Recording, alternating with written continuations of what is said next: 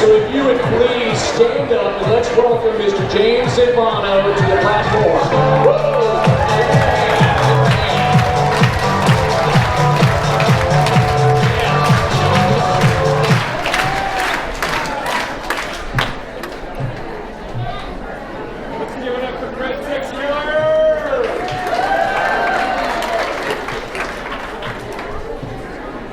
Thank you, brother. You're welcome. Couldn't get that thing to start. Oh, well.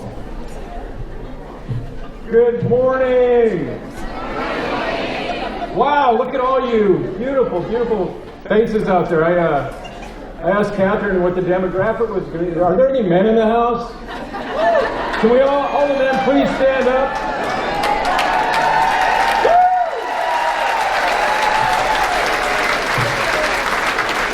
I want to honor the men in this room because they've got guts to be in this crowd.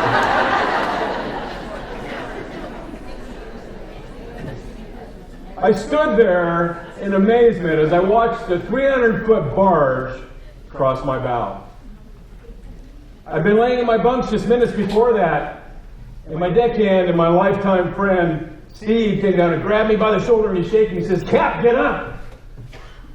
We got a boat coming at us," and I don't know what it is. I was in that moment where I was still half asleep, half awake, you know the feeling. I said, "What are you talking about?" He said, "There's a boat coming at us. I don't know what it is." Another boat just went by us, and this one's coming at us. It's got one green light. And for those of you that are mariners in the room, you know that 3 white lights, one above the other, is a tugboat towing a barge at nighttime. And that's exactly what this boat had on it. So I went running up in the wheelhouse, and right in front of the boat was this cable slapping on the water connected to the barge. I put the boat into reverse, and I firewalled it backwards, and just the boat was shaking and shuddering. I thought the stern was going to fall off. And I watched as this 300-ton floating piece of steel went by my bow. This was a moment, my heart was pounding. I was just on the verge of having a heart attack, and I looked at my buddy, my friend Steve, and I felt like strangling him. But I didn't. I didn't because I'm the one that put him on the wheel. You see, I believe in empowering people. I believe in giving people a chance to stand up and step out and do the things that other people maybe don't want to do in life. And Steve had taken that chance, so I could hardly be mad at him. And I'm all about being accountable. And this is just another storm, what I call storms in my life. Another situation at sea where we very possibly could have lost our life. I've been rammed by boats. We've had near collisions like that over and over again. Stuck outside of harbors for days at a time. 70 to 80 knot winds. And 30 to 40 foot seas. The ceiling's about, probably 14 feet high, so probably 3 times higher than the ceiling.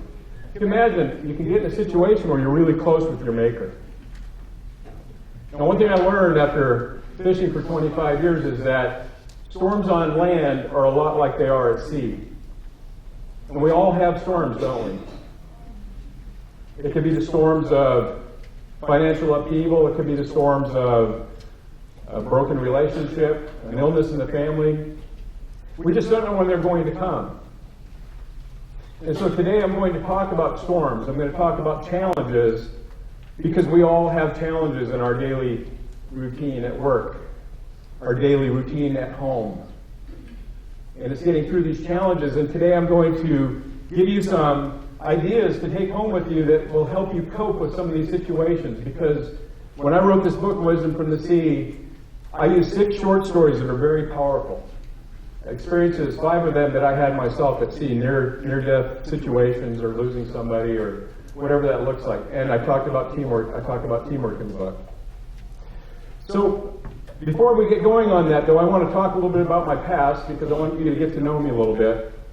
And I'm a 4th-generation commercial fisherman, and my family came from Scandinavia, but throughout time. And we can actually trace that back to the Viking days. It was just a great lifestyle. It was a great way to live, and I miss it a lot. But I remember the first time I was 6 years old, my dad had moved west from Wisconsin, and he bought this small salmon boat that you see on the screen, and it was called the Seabird. And I remember sitting on that little hatch combing on the back of the boat where they're unloading those fish, and sitting there with one of those big puffy orange life jackets. And I had this blonde chicken feather hair that was blowing in the wind. I remember sitting on that hatch cover, and the boat's rocking back and forth, and I'm sitting there, and it's kind of surfing down these little waves. And I was a little scared. And every time there was a thump or a bump or anything rolling around, my dad was on it like that. And it made me feel safe. It made me feel good that he was in charge. And I could see land from the sea for the first time in my life. And I knew we were going home that night, so I was pretty happy about that. I was having a great time, but not that much fun. But it taught me a lesson that day. It taught me that we all have something that's immovable in our life, something that is our North Star, that feeling of safety. Think about that now. Who's that person in your life, or who was that person in your life that was your North Star?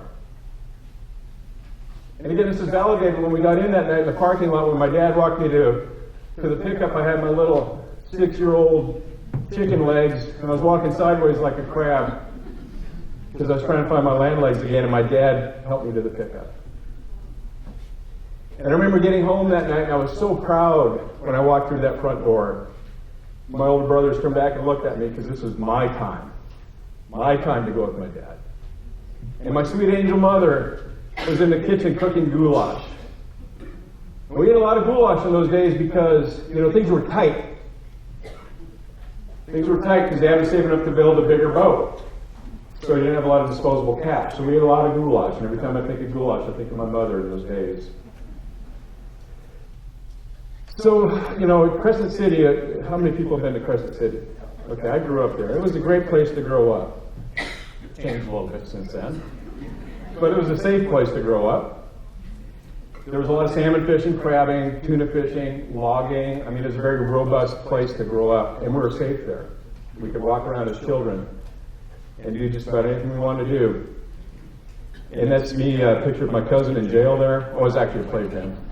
And then the bottom right picture, that's my 2 older brothers and my sister Lisa. And then right in the middle there, the one in red, that's his name's Damien. Yeah, he was my youngest brother. And that poor kid was diagnosed with dyslexia when he was born, and unfortunately for him, all words were backwards. That's why he's never religious, because he could never understand why he should worship a dog. I know, and here he is now. Well, it's not now, but I did talk to him this morning. He's in the Bering Sea, and I told him I was going to be talking about him today in this presentation. He says, "Man, that's great." I don't think he knew what I was going to be talking about. Isn't it funny how somebody can wear a Halloween costume as a kid and grow up and it's his alter ego? Oh yeah, this guy is the devil. But I love him. Seriously. These are my parents, my little sister Lisa, and I had great parents. My dad had extreme work ethic, and my mom she was very cultured. And when I described my mom, was like 5 foot tall and 100 pounds, and she raised 5 kids. My dad was always gone at sea, and for those of you that know commercial fishermen's wives, you know that they do a big job because the men are always gone. And whenever anybody asked me about my mom, I said my mom was 100 pounds of gold. She really was. She was a special woman, and she put up with a lot. And we didn't have a lot of money around the house in those days, but we did have a lot of unconditional love when we needed it, because me and my brothers were a bunch of knuckleheads. Now, these 2 had their own sayings. Dad's sayings were things like, "Stick and stay and make it pay." And then there's another one where young captains, growing up, and you like running the boat for the first time, we couldn't catch a cold. And go, "Hey, Dad, can I get a dry?" He says, "Go to the bank of the Pacific, take a draw." Little macho sayings, And Mom had her own sayings. She had, one was, "You get more flies with honey than you do vinegar." Heard that before. Another one was, "It takes a real man to walk away from a fight." I used that one a lot in high school. Worked well. But my favorite was, "Eat your vitamins. Nobody likes a short man."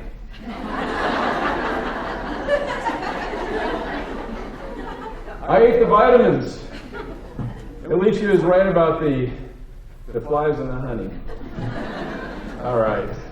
But they were great. It was a great environment to grow up in. Very cultured. She taught us about the arts, about literature, about classical music, and Dad taught us how to work like Marines, because he was a Marine.